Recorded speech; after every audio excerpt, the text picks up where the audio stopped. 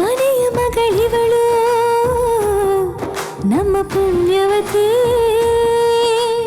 ಇಲ್ಲ, ಇವತ್ತು ನಂದನ್ ಅವ್ರ ಹತ್ರ ಮಾತಾಡಲೇಬೇಕು. ಅವ್ನು ನನ್ನಿಂದ ದೂರ ಇರೋ ಹಾಗೆ ಮಾಡಬೇಕು. ಸಾರಿ ಅಜ್ಜಿ, ನನಗೆ ಈ ಫೈಲ್ ನೋಡೋಕ್ಕೆ ಆಗಲಿಲ್ಲ. ಪರವಾಗಿಲ್ಲ, ನಾನು ಪ್ರೋಸೆಸ್ ಮಾಡಿಸ್ತೀನಿ.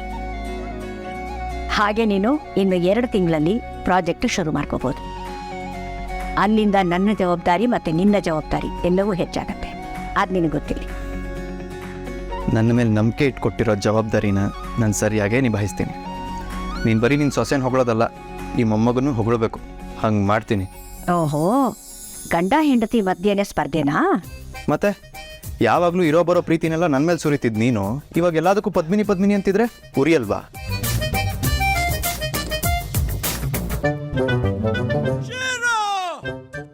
ತಾನೆ, ಈ ರೀತಿ ಬರೀ ತಲೆ ಹರಟೆ ಮಾಡೋದಲ್ಲ. ನಿನ್ನ ಹೆಂಡತಿಗೆ ನೀನು ಒಳ್ಳೆ ಗಂಡನಾಗಬೇಕು.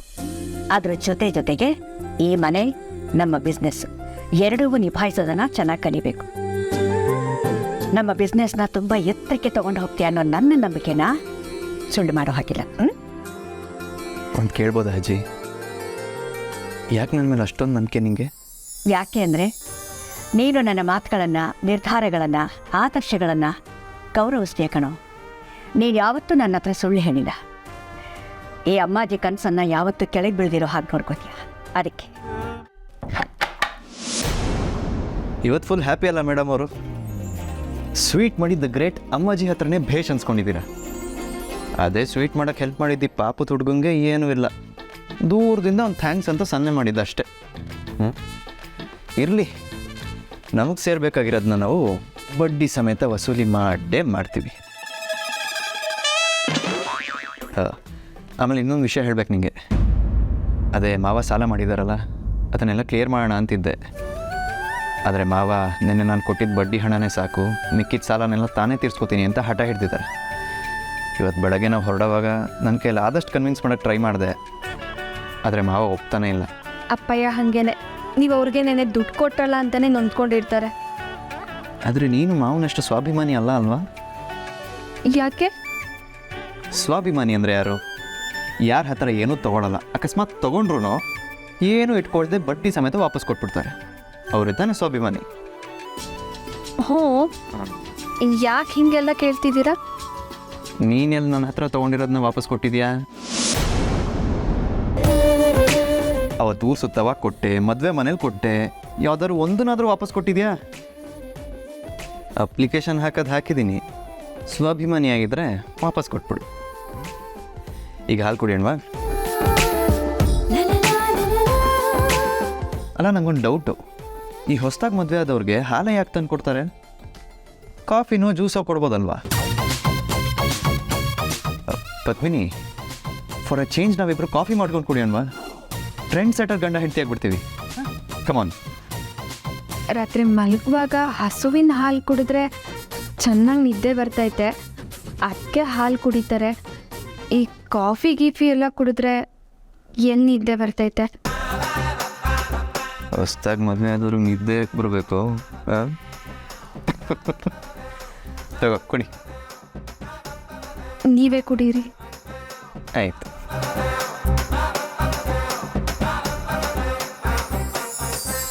ವಾವ್, ಎಷ್ಟು ಚೆನ್ನಾಗಿದೆ ಇದು. ತಗೋ ಟೇಸ್ಟ್ ಮಾಡು. ಚೆನ್ನಾಗಿದೆ ಅಂತೀರಾ? ನೀವೇ ಕುಡೀರಿ. ನಿಜವಾಗ್ಲೂ ತುಂಬ ಚೆನ್ನಾಗಿದೆ ಪದ್ಮಿನಿ. ನೋಡು, ಫುಲ್ ಕುಡಿದ್ಬಿಡ್ತೀನಿ, ಆಮೇಲೆ ನಿಂಗಿಲ್ಲ ಅಂತ ಕೋಪ ಮಾಡ್ಕೊಳಂಗಿಲ್ಲ. ಪರವಾಗಿಲ್ಲ. ಏನಿದು? ಯಾರು ಲೆಟ್ರ್ ಇದು? ಕೈಯಲ್ಲಿ ಬರೆದಿರೋ ಹಾಗಿದೆ. ನೀನು ಸರಿಯಾಗಿ ಕಾಣಿಸ್ತಾನೆ ಇಲ್ವಲ್ಲ? ಕನ್ನಡ ಕೈಲಿಟ್ಟೆ. ಪದ್ಮಿನಿ, ಹಾಲು ತುಂಬ ಟೇಸ್ಟಿಯಾಗಿದೆ. ಅದು ಯಾವ ಬಾದಾಮ್ ಪುಡಿ ಹಾಕಿದಾರೋ ಗೊತ್ತಿಲ್ಲ. ನೀನು ಟೇಸ್ಟ್ ನೋಡು, ಇಲ್ಲಾಂದರೆ ನಾನೇ ಎಲ್ಲ ಖಾಲಿ ಮಾಡಿಬಿಡ್ತೀನಿ. ತಗೋ. ಅದು ನಂದನವ್ರೆ,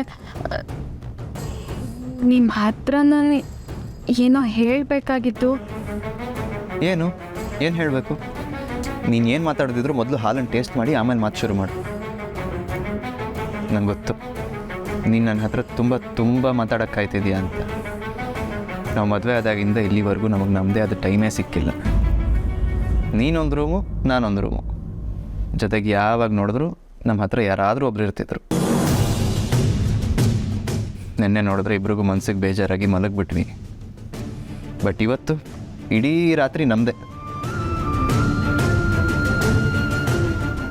ನನ್ನ ಜೊತೆ ಆಡಬೇಕಾಗಿದ್ದ ಮಾತನ್ನೆಲ್ಲ ಸುರುಳಿ ಕಟ್ಕೊಂಡಿದೆಯಲ್ವಾ, ಇವತ್ತು ಆ ಸುರುಳಿ ಬಿಚ್ಕೊಳ್ಳಿ.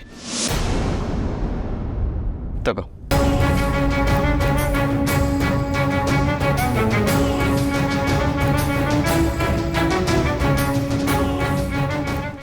ಡಿಯರ್ ಪದ್ದು, ನೀನೇನು ಅಂದ್ಕೊಳ್ಳಿಲ್ಲ ಅಂದರೆ ಇನ್ನೊಂದೇ ಒಂದು ಸಿಪ್ ಕುಡಿಲ್ಲ, ಇನ್ನೊಂದು ಸಿಪ್ ಅಷ್ಟೇ. ಅದಕ್ಕೇನಂತೆ, ಕುಡೀರಿ. ನನ್ನ ಮುದ್ದು ನೀನು, ನಿನ್ನ ಬಾಯಲ್ಲಿ ಇಲ್ಲ ಅಂತ ಬರೋದೇ ಇಲ್ಲ ಅಲ್ವಾ? ಯಾರಾದರೂ ಏನಾದರೂ ಕೇಳಿದ್ರೆ ದಿಢೀರ್ ಅಂತ ಕೊಟ್ಬಿಡ್ತೀಯ. ದಾನ ಶೂರ ಕರ್ಣಿ ನೀನು. ಆದರೆ ಈ ಗಂಡಿಗೆ ಒಂದು ಮುತ್ತು ಮಾತ್ರ ಸ್ಯಾಂಕ್ಷನ್ ಮಾಡಲಿಲ್ಲಪ್ಪ. Why Paddu, why why why why. ನೀನು ಉತ್ತರ ಹೇಳೋ ಗ್ಯಾಪಲ್ಲಿ ಒಂದು ಸಿಪ್ ಕುಡಿದು ಬಿಡ್ತೀನಿ.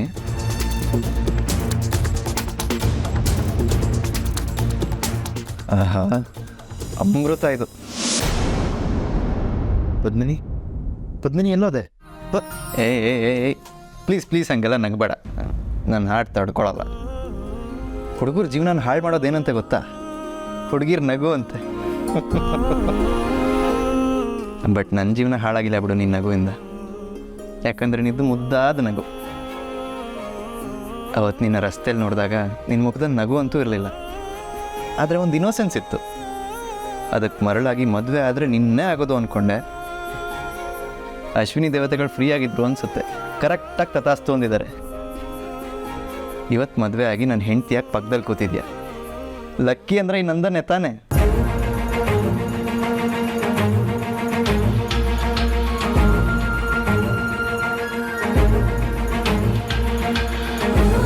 ಏ ನಗ್ಬೇಡ ಅಂದ್ರೆ ನಗ್ತೀಯ ಕಳ್ಳಿ. ಇವ್ರು ಯಾಕೆ ಹಿಂಗೆ ಹೇಳ್ತಿದ್ದಾರೆ? ನಾನೇನು ನಗ್ತಾ ಇದ್ದೀನಾ? ನನಗೆ ಮೊದಲೇ ನಿನ್ನ ಮೇಲೆ ಪ್ರೀತಿ ಜಾಸ್ತಿ. ನೀನು ಹೀಗೆ ನಗ್ತಾನೆ ಇದ್ದರೆ ಪ್ರೀತಿ ಓವರ್ಲೋಡಾಗಿ ಬ್ಲಾಸ್ಟ್ ಆಗಿಬಿಡುತ್ತೆ. ಆಮೇಲೆ ನಾನು ಏನು ಮಾಡ್ತೀನಿ ಗೊತ್ತಾ? ಯಾಕೆ ಪದ್ಮಿನಿ ದೂರ ಹೋಗ್ತಿದ್ಯಾ? ಕೋಪನಾ? ಓ, ಇವತ್ತು ನಾನು ಸ್ವಲ್ಪ ಜಾಸ್ತಿ ಮಾತಾಡ್ತಾ ಇದ್ದೀನಲ್ವಾ? ಓ ನೋಡು, ಮಾತಾಡ್ತಾ ಮಾತಾಡ್ತಾ ನಿಂಗೆ ಇದನ್ನು ಕೊಡೋದೇ ಮರ್ತೋದೆ. ತಗೋ, ಒಂದು ನಿಮಿಷ, ಇನ್ನೊಂದೇ ಒಂದು ಸಿಪ್ ಕುಡಿದು ಬಿಡ್ತೀನಿ.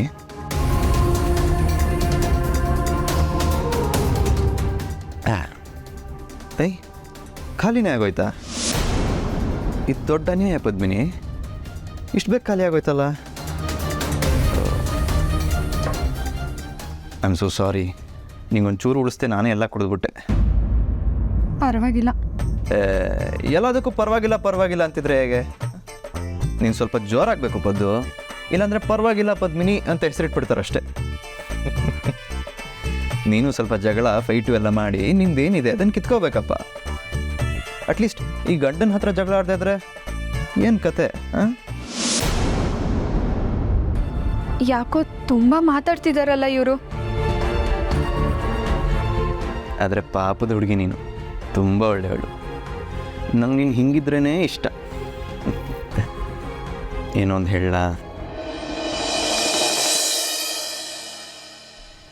I love you.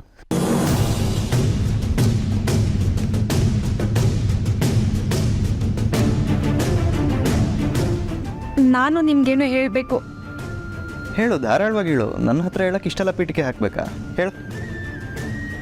ಅದು ಅದು ನೀವು ನನ್ನ ಹತ್ರ ಬರಬೇಡಿ, ನನ್ನನ್ನು ಮುಟ್ಲೂಬೇಡಿ. ಯಾಕೆ? ಅಯ್ಯೋ, ಏನಂತ ಹೇಳೋದಪ್ಪ ಈಗ? ಓ ಗೊತ್ತು ಬಿಡಿ, ನಮ್ಮ ಜಾನು ಅಣ್ಣ ಹೇಳಿದ್ದಾನೆ, ಈ ಹುಡುಗಿರು ಬೇಡ ಅಂದರೆ ಬೇಕು ಅಂತ ತಾನೆ. ಇಂಡೈರೆಕ್ಟಾಗಿ ಹತ್ರ ಬಾ ಅಂತ ಹೀಗೆ ಹೇಳ್ತಿದ್ಯಾ ಕಳ್ಳಿ.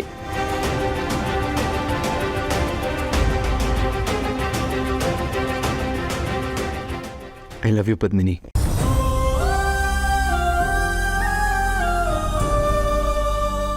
I love you so much. ಇಲ್ಲ ನಂದನವ್ರೆ, ಅದು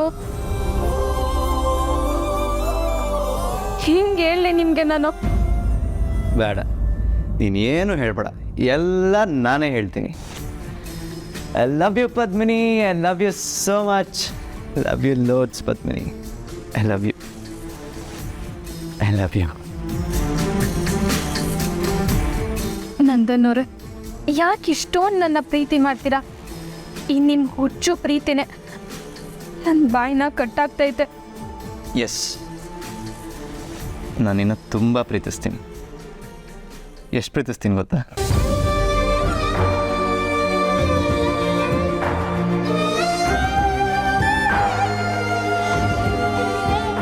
ನನ್ನ ಹೃದಯ ತುಂಬ ನೀನೇ ಇದೆಯಾ?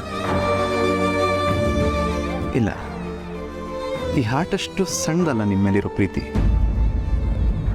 ಈ ರೂಮ್ ಅಷ್ಟು, ಈ ಮನೆಯಷ್ಟು ಇಲ್ಲ, ಈ ಪ್ರಪಂಚದಷ್ಟು ದೊಡ್ಡ ಪದ್ಮಿನಿ ನಿನ್ನ ಮೇಲಿರೋ ಪ್ರೀತಿ ನನಗೆ. I love you Padmini.